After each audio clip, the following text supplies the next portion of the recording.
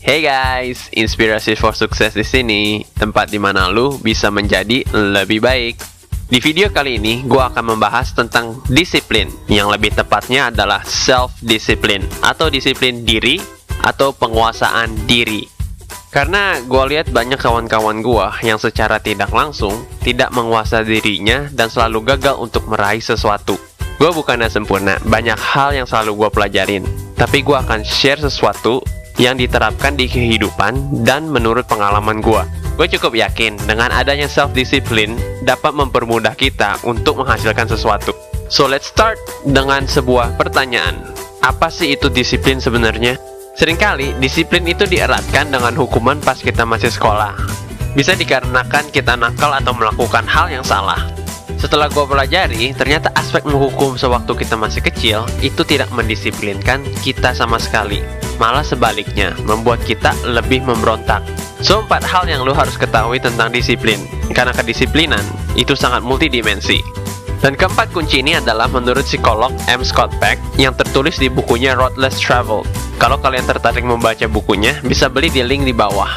So let's begin. Kunci dimensi pertama untuk mendapatkan self-discipline yang optimal adalah delay gratification atau menunda gratifikasi.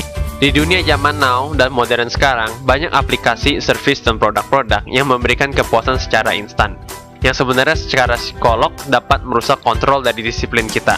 Mau tahu kenapa? Dikarenakan saking cepatnya pencapaian yang kita dapat walaupun tidak signifikan, yang seperti contohnya pencapaian di game-game, mengorder makanan lewat aplikasi, atau nonton via internet, atau juga minuman diet untuk membuat lu bisa kurus. Ini bisa membuat kita menjadi procrastinating atau menunda dengan hal yang semestinya kita harus raih. Selain itu, membutakan potensi dan impian kita karena kita sudah keenakan dan tidak bersyukur.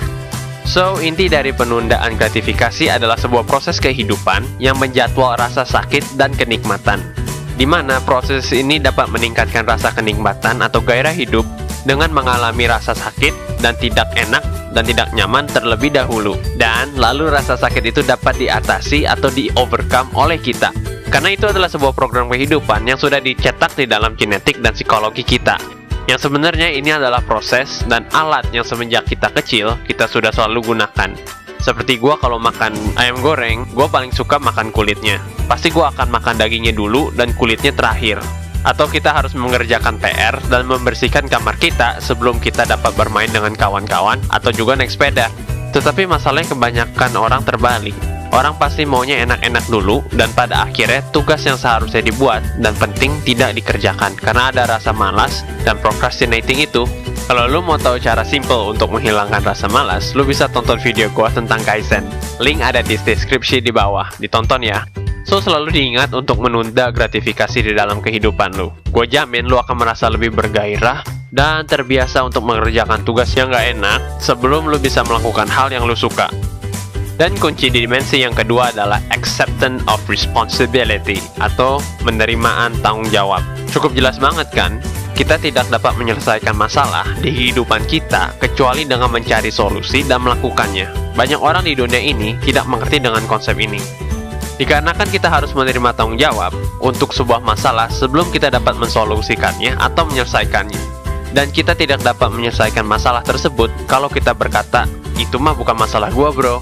Kita tidak dapat mengharapkan masalah itu diselesaikan kalau lu mengharapkan orang lain menyelesaikannya buat lu. So, makanya setiap kali lu ada masalah dalam kehidupan lu, janganlah lari atau menghindar seperti kebanyakan orang di sana. Tetapi bilang ke diri lu sendiri, ini tanggung jawab gua dan masalah gua, dan ini menjadi wewenang gua untuk menyelesaikannya. Dengan begitu, lu masih punya kesempatan bertarung dan bertempur untuk meraih pencapaian hidup lu. Contoh ya, gue jamin hampir semua manusia di dunia ini pasti kalau ditanya pengen kaya raya, pasti mau kaya raya dong. Dan mau menikmati luxury dan kemewahan di kehidupan. Dan semuanya tahu mereka mau itu. Siapa sih yang gak mau jalan-jalan keliling dunia, makan di Michelin Star restoran, nginep di hotel bintang 5, beli belanjaan macem-macem. Tetapi banyak orang yang gak mau apa coba? Menerima proses kehidupan untuk menunda gratifikasi dan bertanggung jawab dengan finansial kehidupannya, malah menghabiskan waktu seperti pergi clubbing, main game berjam-jam, malas-malesan, dan tidur-tiduran, nonton TV berjam-jam, apalagi lah yang ngabisin waktu lah ya pokoknya, dan juga uang pastinya. So guys, start to accept the responsibility in your life. Mulai dari yang paling kecil sampai besar yang semestinya lo lakuin. Dan kunci yang ketiga adalah dedication to the truth, atau dedikasi terhadap kebenaran, yang berarti kebenaran adalah realita dan kenyataan hidup. Teknik ketiga disiplinan ini adalah bagaimana berurusan dengan penderitaan dari menyelesaikan masalah, yang semestinya lo harus selalu update dan berkembang di dalam dunia kita. Semakin lu jelas dan terbuka dalam melihat realita dunia ini, semakin siap kita untuk menghadap tantangan dunia. Sebaliknya, kalau kita tidak jelas dan unclear, seringkali kita melihat sebuah ilusi, bayangan, atau salah persepsi di dunia realita kita. Dengan begitu, kita akan salah memilih keputusan yang bijak dan salah bertingkah laku. Realita kehidupan kita sebenarnya seperti sebuah peta kehidupan yang kita ciptakan semenjak kita kecil. Kita tidak dilahirkan dengan peta tersebut. Kita harus berupaya dan berusaha untuk membuat peta tersebut menurut pandangan kita sendiri. Pastinya semakin besar dan semakin akurat peta kehidupan kita, semakin mempermudah jalan hidup kita. Hanya saja, banyak manusia berhenti untuk membuat dan mengupdate peta kehidupannya pada saat mereka udah remaja. Mereka berasumsi sudah tahu apa itu kehidupan. Wajar aja kan, biasanya peta tersebut masih sangat kecil dan sangat acak-acakan dan berantakan gak karuan untuk menghadapi masa depan dalam kehidupan dewasanya. Gak aneh, banyak orang-orang berpandangan sangat sempit dan menyesatkan dirinya sendiri atau orang lain. Apalagi di zaman now, peta lama atau tua yang kita buat atau orang tua kita buat pas zaman dulu sudah ketinggalan zaman banget kan? Dan kalau lo nggak punya inisiatif untuk merevisi dan mengupdate peta kehidupan lo, kemungkinan besar lo akan terjebak. So, solusinya adalah setiap lo menerima informasi baru, jangan anggap itu salah atau juga buruk, tetapi pelajari terlebih dahulu.